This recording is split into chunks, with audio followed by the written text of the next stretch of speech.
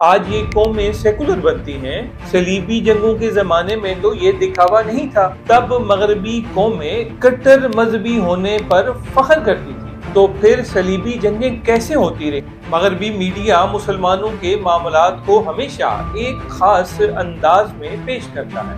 9/11 کے واقعے کے بعد امریکہ میں جو مسلم دشمنی کی آگ بھڑکی، وہ محض اتفاق یا عارضی رد عمل نہیں تھا۔ شیخ طارق نے برطانیہ کے متعصب معاشرے کو آئینہ تو دکھا دیا، مگر اس سے کیا فرق پڑے گا؟ مغربی ذہن و ثقافت کی ایک نمایاں منفی خصوصیت جاہلیت پسندی اور انسانی زندگی کا عدم احترام ہے۔ صلیبیوں نے شہر میں موجود 30,000 مسلمانوں کے خون سے ہولی کھیلی، 10,000 مسلمان مسجد اقصی میں پناہ لیے ہوئے۔ صلیبیوں نے اس مقام کا احترام نہ کیا اور گھوڑوں سمیت مسجد اقصی میں داخل ہو کر وہاں پر موجود مسلمانوں کو گاجر مولی کی طرح کاٹ دیا۔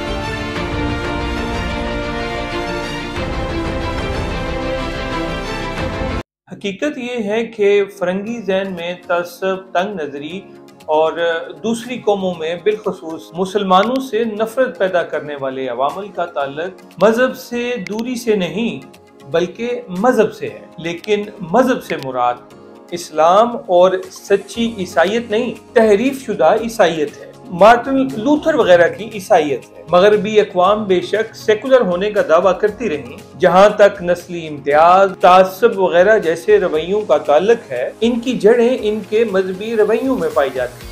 آج یہ قومیں سیکولر بنتی ہیں، صلیبی جنگوں کے زمانے میں تو یہ دکھاوا نہیں تھا۔ تب مغربی قومیں کٹر مذہبی ہونے پر فخر کرتی تھی، تو پھر صلیبی جنگیں کیسے ہوتی رہیں اور پھر مسلمانوں کو کافر اور بے دین سمجھ کر یروشلم میں قتل عام کا نشانہ کیوں بنایا گیا؟ یہ بنیادی تعصب ان کے ادیبوں، فلسفیوں اور شاعروں کی تحریروں میں بھی پایا جاتا ہے۔ حضور پاک صلی اللہ علیہ وآلہ وسلم کی سیرت پر بے سر و پا الزامات لگائے جاتے ہیں۔ سلمان رشدی تسلیمہ نسرین جیسے شاعروں اور مرتدوں کو اس لیے خطابات دیتے ہیں اور آنکھوں پر بٹھاتے ہیں کہ انہوں نے اسلام کی مقدس شخصیات پر ہرزہ سرائی کی ہوتی ہے، جو کہ انہیں بہت ہی مرغوب ہے۔ اگر یہ مغربی اقوام حقیقتاً لبرل اور انصاف پسند ہوتی تو وہ ایسے دشنام گو اور جھوٹوں کی ہرگز سرپرستی نہ کرتی۔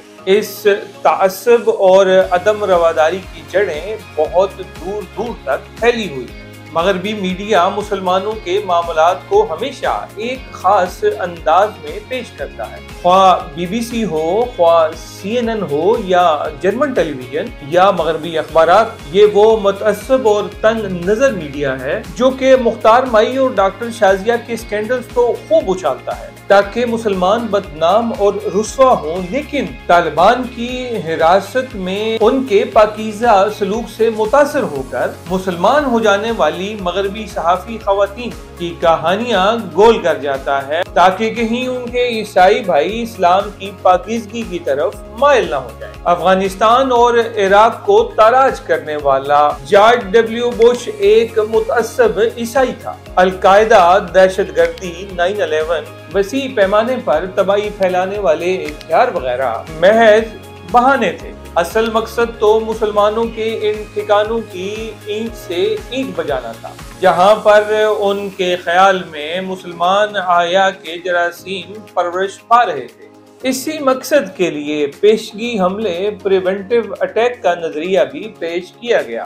مارچ تا اپریل 2003 میں جب لاکھوں بے گناہ عراقیوں کو ڈیزی کٹر بموں اور کلسٹر بموں کی کارپیٹڈ بمباری سے آگ میں جلا کر ہلاک کر دیا گیا اور سقوط بغداد کا دل دوز المیہ پیش آیا، تو اس موقع پر ریڈیو اور ٹیلی ویژن پر امریکی قوم سے خطاب کرتے ہوئے جارج ڈبلیو بش نے اسے ایسٹر کا تحفہ قرار دیا۔ بش کا تعلق اس عیسائیت کے ایسے فرقے سے ہے کہ جو اپنے تعصب کی وجہ سے مشہور ہے۔ اخبارات میں یہ رپورٹ بھی شائع ہو چکی ہے کہ جارج ڈبلیو بش نے یہ کہا تھا کہ اسے عراق پر فوج کشی کے لیے غیبی اشارہ ملا تھا۔ یہ ایک سپر پاور کے صدر کا بیان تھا، اور وہ بھی 21ویں صدی کے انتہائی ترقی یافتہ عہد میں۔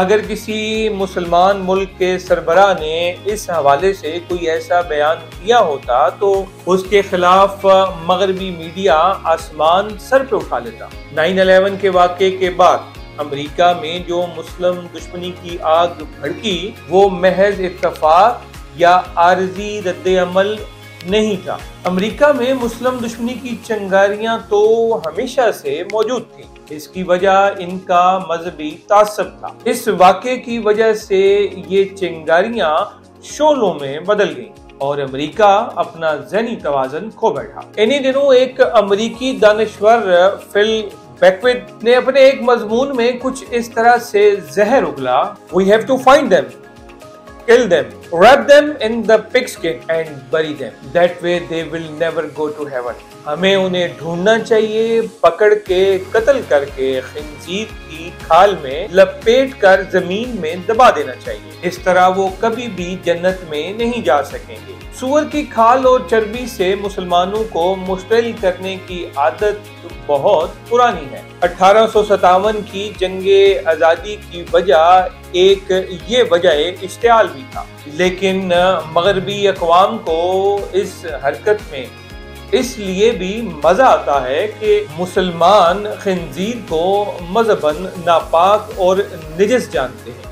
یہ قومیں ہر وہ قدم اٹھانے پر تیار رہتی ہیں کہ جس سے مسلمانوں یا پھر دوسری غیر عیسائی قوموں کو اذیت پہنچے۔ گوانتانامو کے جیل خانے سے لے کر عراق کے ابو غرائب کے عقوبت خانے تک اسلام اور مسلمانوں کے خلاف امریکی اور مغربی طاقت کی داستانیں دنیا بھر کے اخباروں کے اوراق میں بکھری ہیں۔ ان قید خانوں میں مسلمان قیدیوں پر خون خوار کتے چھوڑے گئے، انہیں قابل اعتراض پوزیشنیں اختیار کرنے پر بھی مجبور کیا گیا۔ ایک واقعہ جو کہ قدرے مزاحیہ پہلو بھی رکھتا ہے لیکن بیان کرنے پر مجبور ہوں۔ اس واقعے کا ذکر مشہور کالم نویس اور صحافی جاوید چودھری نے اخبار جنگ مورخہ 30 اگست 2005 میں جیکب یا عبداللہ کے عنوان سے کیا ہے۔ واقعہ کچھ اس طرح سے ہے کہ شیخ علی طارق نامی ایک مسلمان نوجوان برطانیہ میں پیدا ہوا، وہیں پر اس نے پبلک ریلیشنز میں اعلیٰ ڈگری حاصل کی اور وہ ایک کمپنی میں اعلیٰ عہدے پر یورپ میں ملازم ہو گیا۔ 9/11 ورلڈ ٹریڈ سینٹر کی تباہی کے واقعے کے بعد وہ کمپنی خسارے کا شکار ہو گئی تو شیخ علی طارق کو کئی دوسرے ملازمین کے ساتھ نوکری سے فارغ کر دیا گیا۔ اس کے بعد وہ برطانیہ میں اخبارات میں نوکری کے اشتہارات پڑھ کر مختلف اداروں اور کمپنیوں میں نوکری کے لیے درخواستیں بھیجتا رہا۔ 4 سال گزر گئے اور بے روزگاری سے اس کا برا حال ہو گیا، لیکن کہیں سے بھی اسے کال لیٹر موصول نہ ہوا۔ ایک روز اس نے اپنی اس پریشانی کا ذکر اپنے ایک انگریز دوست سے کیا۔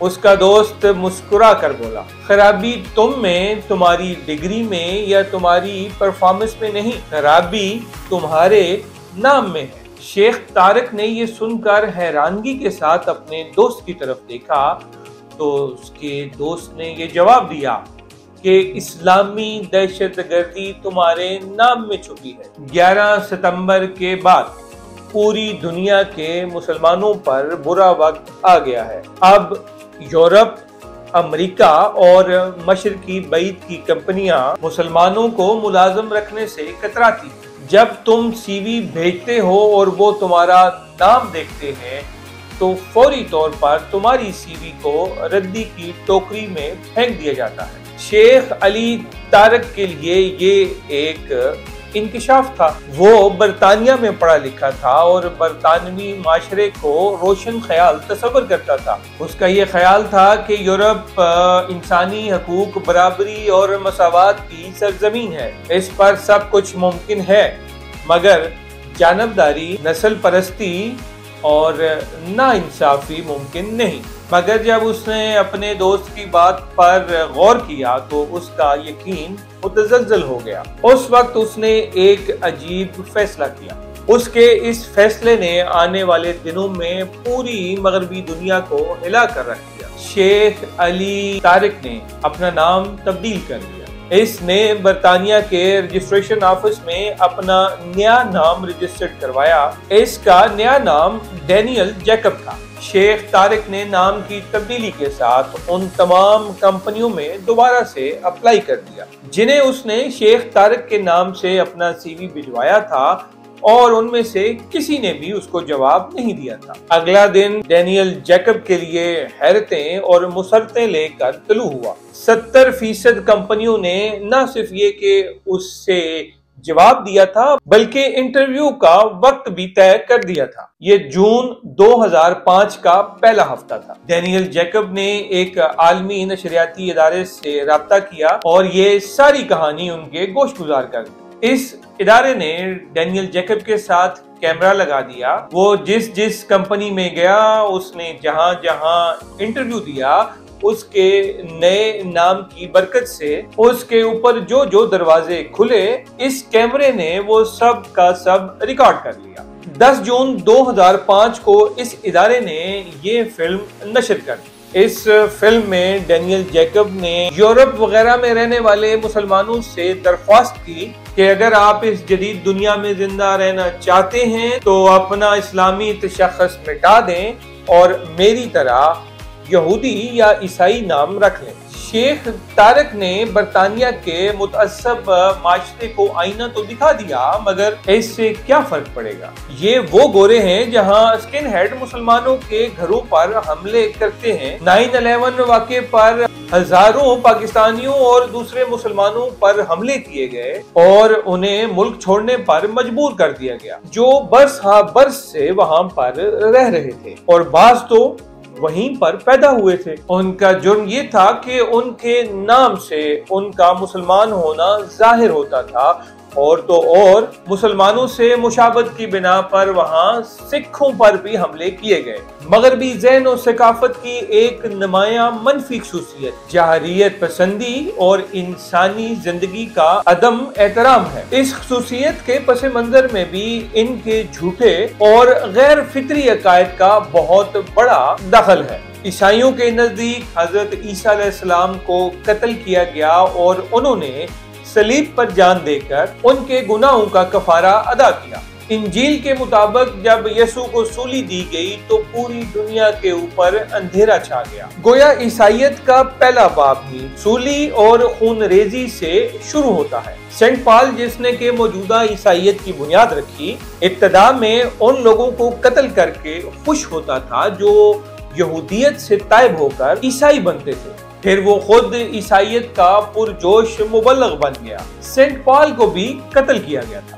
رہبانیت جن لوگوں نے اختیار کی، وہ سینٹ پال کی پیش کردہ عیسائیت کے پیروکار ہرگز نہیں تھے۔ ان کے عقائد حضرت عیسیٰ کی حقیقی تعلیمات کے زیادہ قریب۔ تاہم جو عیسائیت آگے چل کے رائج ہوئی، خصوصاً یورپ میں، اس کی پوری تاریخ قتل و خون ریزی کے واقعات سے لبریز ہے۔ عیسائی عقائد سے اختلاف کی سزا موت کے علاوہ کچھ نہ تھی۔ جب رومی بادشاہوں نے عیسائیت اختیار کر لی تو مذہبی تشدد کو سرکاری سرپرستی حاصل ہو گئی۔ حقیقت تو یہ ہے کہ یورپ میں عیسائیت کو پھیلایا ہی تشدد کے ذریعے گیا ہے۔ 1492 میں جب اسپانیہ میں اسلامی اقتدار کی آخری نشانی ریاست غرناطہ بھی نابود ہو گئی اور متعصب عیسائی بادشاہ فرڈینینڈ اور خون ریزی کی رسیا ملکہ ایزابیل کے لشکر فتح کے پھریرے لہراتے غرناطہ کے قلعے میں داخل ہوئے تو مسلمانوں سے کہا گیا کہ وہ ملک چھوڑ دیں یا عیسائی ہو جائیں یا پھر قتل ہونے کے لیے تیار ہو جائیں۔ اندازہ یہ ہے کہ لاکھوں مسلمانوں کو مذہب تبدیل نہ کرنے کی پاداش میں قتل کیا گیا اور یوں یورپ مسلمانوں سے خالی ہو گیا۔ جن جن علاقوں میں مسلمان نہیں تھے وہاں دوسری اقلیتوں مثلاً یہودیوں کو مسلسل تختہ مشق ستم بنایا جاتا رہا، جبکہ مسلم اقتدار کے کسی بھی علاقے میں کسی اقلیت کے ساتھ کبھی بھی کوئی زیادتی نہ کی گئی بلکہ اس اقلیت کو ہمیشہ نوازا گیا۔ بیٹل فار گاڈ کی مصنف کیرن آرمسٹرانگ نے عیسائی بنیاد پرستوں کے ہاتھوں مختلف ادوار میں ظلم و جبر کی تاریخ بڑی تفصیل اور غیر جانبداری سے بیان کی ہے۔ مثلاً وہ یہ لکھتی ہیں کہ ہسپانیہ کی مسلمان ریاست میں یہودی، مسلمان اور عیسائی 6 صدیوں سے بھی زیادہ طویل عرصے تک امن اور ہم آہنگی کے ساتھ رہے۔ یہودیوں کے لیے تو بالخصوص ہسپانیہ میں ایک ثقافتی نشاط ثانیہ برپا ہوئی اور یورپ کے دوسرے ملکوں کی طرح انہیں یہاں پر جور و ستم اور قتل و غارت کا سامنا نہیں کرنا پڑا۔ تاہم جو عیسائی فوجیں مسلم علاقوں کو فتح کرتی گئیں ان کے ساتھ دشمنی بھی پھیلتی گئی۔ اراگون اور کیسٹل کے یہودیوں پر عیسائیوں نے حملے کیے اور وہ انہیں گھسیٹتے ہوئے لے جاتے اور انہیں موت کی دھمکی پر عیسائیت قبول کرنے پر مجبور کرتے۔ یہی مصنفہ لکھتی ہیں کہ غرناطہ پر 1492 میں عیسائیوں کے قبضے کے بعد 70,000 سے زائد یہودیوں کو بنوکے شمشیر عیسائی ہونے پر مجبور کیا گیا اور بعد میں عیسائیت پر ان کی پختگی کا امتحان لینے کے لیے خنزیر کھانے اور سبت کے دن کام کرنے کے لیے کہا جاتا تھا اور جو اس سے انکار کرتا اسے قتل کر دیا جاتا۔ عیسائیوں کے جبر و ستم سے تنگ آ کر یورپ کے مختلف ملکوں میں یہودی اپنے مخصوص محلوں جنہیں کہ گیٹو کہا جاتا تھا ان میں رہنے لگے۔ یہ ایک طرح کے قید خانے تھے۔ یہودیوں کو الگ لباس پہننے پر مجبور کیا جاتا تھا اور خلاف ورزی کرنے والوں کو عموماً ہلاک کر دیا جاتا تھا۔ 1667 میں یوکرین میں 1,00,000 یہودیوں کو عیسائیوں نے قتل کیا۔ مارٹن لوتھر نے 16ویں صدی میں پروٹسٹنٹ اصلاحی تحریک شروع کی، لیکن جیسے کہ کیرن آرمسٹرانگ نے لکھا ہے مارٹن لوتھر مذہبی نفرت میں جنون کی حد تک چلا گیا تھا۔ یورپ کے علاوہ وہ مسلمانوں اور یہودیوں کا بھی سخت دشمن تھا اور ان کے خلاف اپنی نفرت کا برملا اظہار کرتا تھا۔ چنانچہ یہی نفرت آگے چل کر پروٹسٹنٹ عیسائیوں بالخصوص اینگلو سیکسن اقوام برطانیہ، آسٹریلیا، کینیڈا وغیرہ کے بنیادی عقیدے اور رویے کا حصہ بن گئی۔ 1857 میں ہندوستانی مسلمانوں کے ساتھ اور پہلی جنگ عظیم سے پہلے اور فوراً بعد بلکان کی جنگوں میں برطانیہ اور دوسری یورپی ملکوں کی فوجوں نے ترک مسلمانوں کے ساتھ جس طرح سے حد سے بڑھ کر زیادتیاں کیں وہ اسی مذہبی نفرت کا نتیجہ تھا۔ لیکن اس سے پہلے جب صلیبی عیسائیوں نے سن 1099 میں بیت المقدس پر قبضہ کیا تو انہوں نے مسلمانوں کی عزت جان و مال کے ساتھ کیا کیا تھا۔ دی کرائسس آف اسلام کا مصنف برنارڈ لیو اسی سلسلے میں لکھتا ہے 1099 میں صلیبیوں نے بیت المقدس پر قبضہ کر لیا کیونکہ اس وقت مسلمان ملکوں کے حکمران انتشار کا شکار تھے۔ صلیبیوں نے شہر میں موجود 30,000 مسلمانوں کے خون سے ہولی کھیلی۔ 10,000 مسلمان مسجد اقصی میں پناہ لیے ہوئے تھے۔ صلیبیوں نے اس مقام کا احترام بھی نہ کیا اور گھوڑوں سمیت مسجد اقصی میں داخل ہو کر وہاں پر موجود مسلمانوں کو گاجر مولی کی طرح کاٹ دیا۔ عیسائی مورخین نے اعتراف کیا ہے کہ مسجد اقصی میں موجود مقتول مسلمانوں کے جسموں کے ٹکڑے کی انتہائی دبیز طے بن گئی جو صلیبیوں کے گھوڑوں کی زینوں کو چھوتی تھی۔ یہی مصنف 1492 میں سقوط غرناطہ کے حالات رقم کرتے ہوئے بیان کرتا ہے کہ جب غرناطہ پر عیسائیوں نے اپنا قبضہ مکمل کر لیا تو بچے کھچے مسلمانوں کو اندلس کی مسجدوں سے نکال کر قتل کیا گیا۔ لاشوں کو رسیوں سے باندھ کر گھسیٹا گیا۔ گلی محلے پھانسی گھروں میں بدل گئے۔ ہر چوراہے پر لٹکتی ہوئی لاشیں مذہبی رواداری اور انسانیت کا مذاق اڑانے لگی۔ اندلس میں مسلمانوں کی لاشوں کو چوکوں میں لٹکا کر جشن فتح منانے والوں کی روح اب تک زندہ ہے بلکہ کہیں زیادہ طاقتور ہو چکی ہے۔ اس لیے جب گوانتانامو بے اور ابو غرائب میں مسلمان قیدیوں پر خون خوار کتے چھوڑے جاتے ہیں، ان پر جنسی تشدد کیا جاتا ہے اور افغانستان میں طالبان کی لاشوں کو جلایا جاتا ہے تو ہمیں تعجب نہیں ہوتا۔ مغربی اقوام میں خون ریزی اور قتل و غارت کی اہم وجہ مذہبی عقائد رہے ہیں۔ جب ان کے سامنے خون کی پیاس بجھانے کو یہودی یا مسلمان نہیں ہوتے تھے تو یہ آپس میں لڑ پڑتے تھے۔ مثلاً انگلستان میں ایک زمانے میں پروٹیسٹنٹ اور کیتھولکس کے مابین قتل و غارت کا بازار گرم رہا، حتیٰ کہ پروٹیسٹنٹ غالب آ گئے۔ فرانس میں اس نوعیت کی خانہ جنگی 16ویں صدی میں ہوئی۔ 17ویں صدی کی مشہور 30 سالہ جنگ جس نے یورپ کی کئی سلطنتوں کو اپنی لپیٹ میں لے لیا، ایک مذہبی جنگ تھی جس میں بے شمار لوگ قتل ہوئے۔ انگلستان میں پروٹیسٹنٹ فرقے کے پیروکاروں کو بڑی تعداد میں قتل کیا گیا۔ اس کے بعد اکثر افراد امریکہ کی طرف ترک وطن کر گئے۔ جس دور میں جدید دور کی گاڑی بان کی نشست پر کلیسا براجمان تھا، تب بھی مغربی اقوام کی روح جذبہ رحم سے سراسر خالی اور اتنی ہی خوں آشام جتنی کہ علامہ اقبال کے دور میں، جب ایک طرف سیکولرزم کا ڈھول پیٹا جا رہا تھا اور دوسری طرف مغربی استعمار کسی کرگس کی طرح ایشیا اور افریقہ کے پسماندہ ملکوں کو نوچ رہا تھا۔ تہذیب کے ناموں پر کروڑوں بے گناہ لوگوں کو قتل کر دیا گیا۔ مذہب کے نام پر لڑنے والے عیسائی کس قدر بے رحم اور شفاق تھے، اس کا کچھ ذکر علامہ ابن خلدون نے بھی اپنی تاریخ میں کیا ہے۔ مثلاً جب صلیبیوں نے یروشلم پر قبضہ کیا تو علامہ ابن خلدون کے مطابق بہت سے مسلمانوں نے محراب داؤد علیہ السلام میں جا کر پناہ لی اور یہ سوچ کر وہاں جا چھپے کہ اس طرح خون ریزی اور قتل و غارت سے بچ جائیں گے، مگر ان اجل رسیدوں کو وہاں بھی پناہ نہ ملی۔ عیسائی فوجوں نے پہلے ان کو پناہ دی اور پھر جب انہوں نے اعتبار کر کے دروازہ کھول دیا تو قتل کرنے لگے۔ مسجد اقصی میں 70,000 مسلمان شہید کیے گئے۔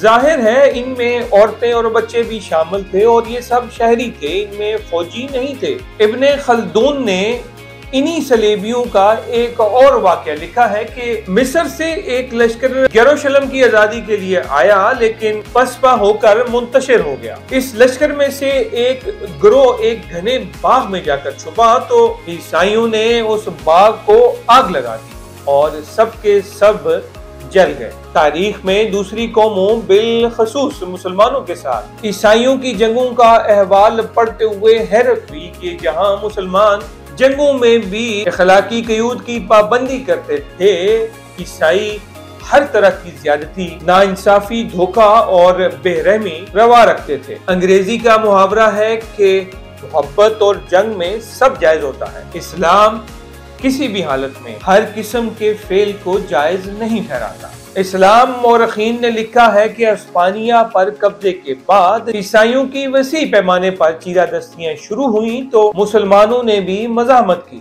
ان مسلمانوں کو دھوکہ دینے کے لیے یہ عیسائی پہلے انہیں امان دینے کا اعلان کرتے تھے، جب وہ مسلمان ان پر اعتماد کر کے ہتھیار رکھ دیتے تو وہ انہیں قتل کر دیتے۔ بقول علامہ حکیم حسین الہ آبادی، جاں بخشی اور عفو و تفہیم کا تو ان عیسائیوں نے سبق ہی نہیں پڑھا تھا۔ زندوں کو آگ میں ڈال دینا ان کے نزدیک تو کوئی بات ہی نہیں تھی۔ عورتوں، مردوں اور بچوں کو ان کی آنکھوں کے سامنے ذبح کر دینا معمول کا کام تھا۔ یہی وہ عیسائی تھے جنہوں نے جنگوں میں تباہ کن اسلحہ سازی شروع کی اور اسلحہ سازی کے فن کو حد کمال تک پہنچا دیا۔ عام طور پر ہمارے مورخ معذرت خواہانہ پیرائے میں لکھتے ہیں کہ اگر مسلمانوں نے اسلحہ سازی کی ٹیکنالوجی میں ترقی کی ہوتی اور وہ بھی 1857 کی جنگ آزادی میں انگریزوں کے جدید اسلحہ کا مقابلہ جدید اسلحہ سے کرتے تو انگریز کبھی بھی برِ صغیر پر قابض نہ ہوتے۔ حقیقت یہ ہے کہ ایک قوم عام طور پر اپنے میلانات اور عادات کے مطابق ہی کسی شعبے میں ترقی کرتی ہے۔ مسلمان فطرتاً جاریت پسند نہیں، امن پسند ہے۔ مغربی اقوام دوسری قوموں پر فتح پا کر ان کا معاشی اور ثقافتی اتصال کرنے کے درپے تھیں۔ یہ قومیں انسان دوستی، جذبہ رحم اور ہمدردی سے ناآشنا تھیں، اس لیے ایسا اسلحہ بنانے لگیں کہ جس سے زیادہ انسان ایک ہی وار میں مر جائیں۔ ہیروشیما اور ناگاساکی پر ایٹمی بم گرانے والے عیسائی تھے، جس میں لاکھوں ہلاک اور لاکھوں کی تعداد میں معذور ہو گئے۔ ایٹم بم، ہائیڈروجن بم، نائٹروجن بم، کیمیاوی ہتھیار، زہریلی گیس، کلسٹر بم، ڈیزی کٹر وغیرہ کس نے بنائے ہیں؟ مغربی طاقتوں نے، اور بالخصوص ان طاقتوں کے سرخیل امریکہ نے، جس کے جارحیت پسند لیڈروں کے نزدیک تمام مسلمان دہشت گرد ہیں۔